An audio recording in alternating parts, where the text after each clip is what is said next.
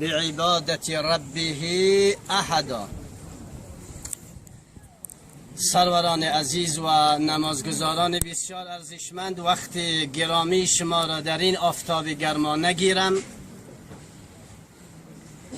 در آستانه مرگ و میر یکی از مادر بزرگوار و مادر فرزانه این منطقه قرار داریم. همانطور که عزیزان دل مستحضر هستید، مطابق فرمایشات نبی رحمت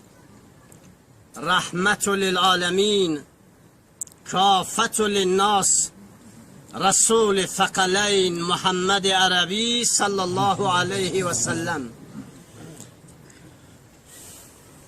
شخص به نزد حضرت رسول صلی الله علیه و سلم تشریف فرما شد و از ایشان پرسان کرد. گفتند یا رسول الله صلی الله علیه و سلم، فداک ابی و امی، پدر و مادر ما فدای تو بشند. از همه حقدارتر در 7 کره زمین نسبت به بالاخره انسانیت و بشریت چی کسی هست؟ آن حضرت صلی الله علیه و سلم به سوی اون امت خطاب کرد، گفت از همه حقدارتر بیشتر مادر هست برای شما. مرحله دوم خطاب کرد، گفت یا رسول الله صلی الله علیه و سلم، از همه حق بیشتر بر سر من چه کسی دارد؟ گفت مادر. مرحله سوم عزیزان دل، همین مطلب را امت محمد رسول الله صلی الله علیه و سلم تکرار فرمود، بازم پاسخ شنید، گفت مادرت از همه حقدارتر است. مرحله چهارم سوال کرد، گفت پدر. مادر عزیزان دل 3 برابر حق پدر دارد. چرا عزیزان دل اینطوری؟ اگرچه انسان از آب کمر پدر و مادر مخلوط هست و در آب کمر هر دو مساوی هستند، هر دو برابر هستند، اما مادر زحمتهای بی نهایت طاقت فرسا را در نهایت نسبت به جامعه به دوش دارد. بار سنگین فرزند را 9 ماه و 10 روز پدر به دوش میگیرد یا مادر؟ هر کدام از شما به این سوال خودتون پاسخ بدهید. بعد از 9 ماه و 10 روز وضع سکرات مرگ را که تولید فرزند مشابه سکرات مرد است، مادر متحمل می شود یا پدر؟ خود شما پاسخگو هستید. وقتی که فرزند از مادر تولد می شود، 9 ماه و 10 روز 2 سال خورده، مادر این فرزند را سیر غذا و سیر طعام و سیر شیر می کند یا پدر؟ پاسخ به شما هست. وقتی که گوارش را گند می کند، لباسش را گند می کند، بدنش را به گند آلوده می کند و بوی گند بالاخره به مشام مادر حلول می کند، مادر متحمل نظافت گند می شود یا پدر؟ مسلم است که مادر است عزیزان دل. از این لحاظ آن حضرت صلی الله علیه و سلم فرمودند مادر 3 برابر حق از پدر بالاخره بالاتر و والاتر دارد. هر کدام از شما تصور بکنید، بیشتر بالاخره در این صفی که موجود هستید حکم پدری دارید. فرزند از شما تولید شده است، شما ساعت 2 شب 3 شب خواب هستید، وقتی که پسر شما طفل دختر شما آه و ناله و فیغان میبرارد، مادر است که بهترین نعمتش را که خواب است طلاق میگوید. مادر است که از رخت خوابش بلند میکند. مادر است که گرمیش را به سردی تبدیل میکند. اما شمایی که پدر است تخت خواب استید. از این لحاظ عزیزان دل، این هم مهم نیست. الان مهمترین نعمت برای این مادر، بالاترین و والاترین نعمت دنیا که نعمت ایمان و نعمت عمل صالح هست مد نظر این هست، چیزی دیگر به دردش نمیخورد. بالاترین و والاترین نعمت دنیا که نعمت ایمان و نعمت عمل صالح هست، در قبر برایش این نعمت ایمان و این نعمت عمل صالح کلید عزیزان دل درست می شود تا زبان سوتهای خدای رؤوف و مهربان منکر و نکیر قفل زده بشند. اون نیروی ایمانی است که کلمات پاسخ مثبت از زبانش بیرون میشد. من ربک، اون الله هست که بر مبنای اون ایمانی که در دنیا دارد زبانش را فصیح و بلیغ می کند و می گوید ربی الله، پروردگار من خدای رؤوف و مهربان است. من نبیک، پیامبر شما کی هست؟ اون نعمت ایمان است که خدای رؤوف و مهربان بر فضای ایمانش زبانش را فصیح و بلیغ می کند و می گوید پیامبر من محمد رسول الله صلی الله علیه و سلم است و دین من اسلام است. و این سه چیز رمز پیروزی و رمز موفقیت ایمان این مادر هست.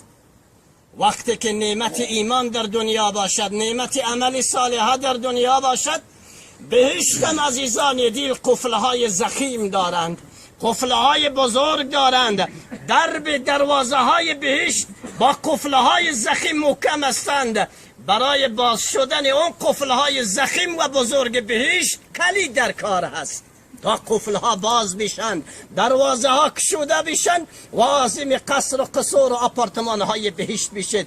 کلیدی که عزیزان دل قفلهای ضخیم دروازه های بهشت را باز می کند و انسانیت و بشریت عازم قصر و قصور و آپارتمان های بهشت، عازم باغ و بستان و چشمه ها و نعمت های بهشت می شود، نعمت ایمان و عمل صالحه هست و بس. الا الذين آمنوا وعملوا الصالحات وتواصوا بالحق وتواصوا بالصبر. الان نعمت فرزند پشت سر گذاشت، نعمت شوهر پشت سر ماند، نعمت خانه پشت سر ماند، نعمت کاشانه پشت سر ماند، همه زرق و برق دنیا پشت سرش ماند، جز نعمت ایمان و عمل صالح در قبر کسی با این مساوی و برابر نیست.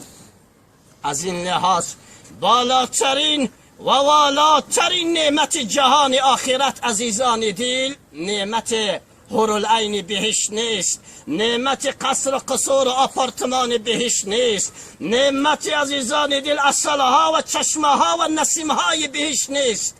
چه هست؟ بالاترین و والاترین نعمت جهان آخرت دیدار خدا، لقای الله، ملاقات خدای رؤوف و مهربان می باشد و بس. این بنده خدا در جهان آخرت تا وقتی که سور دوم دمیده میشد و فیصله میشن انسانیت و بشریت به بهشت و دوزخ و مجرمین در جهان جهنم به سزا و جزاشون میرسند و عازم جنت میشوند، این هنوز منتظر جمال دیدار آرای خدای رؤوف و مهربان است. وجوه یومئذ ناظره الی ربها ناظره. روز قیامت چشم دخته ایستاده است که خدای جهان آرا کی جمال جهان آرای خویش را برای مؤمنین و مسلمین نشان میدهد. دعا بفرمایید که خدای رؤوف و مهربان این مادر را با کوه از ایمان و اخلاص و تقوا به جهان آخرت که قبر است منتقل بدهد. سؤال منکر و نکیر را برای سال آسان بفرماید و زبان فصیح بلیغ برایش عنایت بفرماید تا پاسخ منکر و نکیر را به نوع احسن عزیزان دل ادا بفرماید و روز قیامت ایشان را در صف بهترین مادران صدر اسلام، حفصه ها، سمیه ها، عرضم به حضور شما یکی زینب ها، فاطمه ها، خدیجه ها، و عایشه ها حشر و نشر بفرماید و عظیم جنت بفرماید. همانطوری که عرض کردم عزیزان دل، میتم در خودش صاحب دارد و صاحبان میتم اینجا حاضر هستند.